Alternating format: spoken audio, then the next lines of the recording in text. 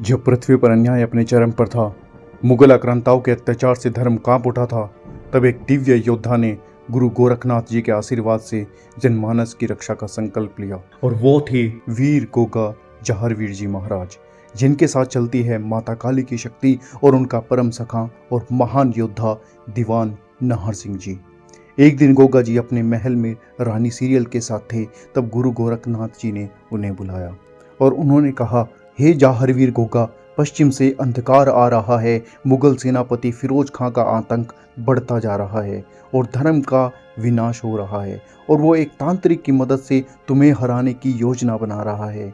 तुम जाओ और फिरोज खान का सर्वनाश करो और धर्म की रक्षा करो। गोगा जी ने गूढ़ मुस्कान दी। गुरुदेव, जिस धरती पर मेरी माँ का दूध गिरा हो, उस पर अन्याय की छाया नहीं पड़ने दूंगा। और गोगा जी अपने नीले घोड़े पर सवार होकर और महान योद्धा दीवान नाहर सिंह जी के साथ निकल पड़े पश्चिम की ओर। मुगलों ने एक गुप्त किले में जादू टोना कर एक अभिषिप्त चक्रव्यूह रचा था। इस चक्रव्यूह में फंसकर कोई भी वीर जो भी भीतर गया वो कभी बाहर नहीं लौटा। फिरोज खान जानता था कि वो सीधे युद्ध में गोगा जी को नहीं हरा सकता। उसके लिए गोगा जी को हराना बिल्कुल असंभव है। इसलिए उसने गांव की बेटियों को बंदी बना लिया और गोगा जी को संदेश भिजवाया, यदि हिम्मत है तो अकेले आकर उन्हें मुक्त कराओ, पर जो चक्रव्यूह में गया वो कभी लौटकर नहीं आया। गोगा जी और नाहर सिंह जी दोनों बिना सेना के निकल पड़े। गोगा जी के कंधे पर गुरु गोरखनाथ जी का आशीर्वाद और मस्तक पर माता काली की कृपा, और नाहर सिंह जी की आंखों में अपराजेय साहस की ज्वाला। जैसे ही वो किले में घुसे, चक्रव्यूह सक्रिय हो गया। दीवारें हिलने लगी, अग्नि वर्षा होने लगी और अंधकार ने सब कुछ ढक लिया। तभी आकाश में गर्जना सुनाई दी, जय महाकाली। और गोगा जी के भीतर एक दिव्य तेज प्रकट हुआ।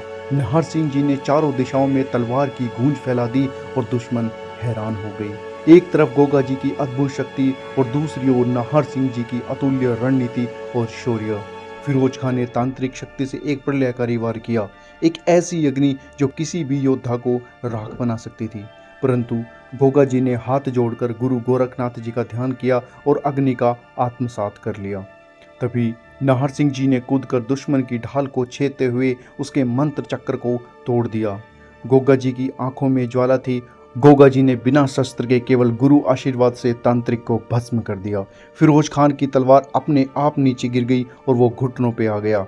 गोगा जी और नाहर सिंह जी ने सभी बंदियों को मुक्त करा दिया और गोगा जी ने कहा कि इस संसार में जब भी और जहां भी कोई मुझे सच्चे मन से पुकारेगा, मैं वहां प्रकट हो जाऊंगा। गोगा जी के नाम की गुग्गा गुग्गा पुकार से सांप का विष भी नष्ट हो जाता है।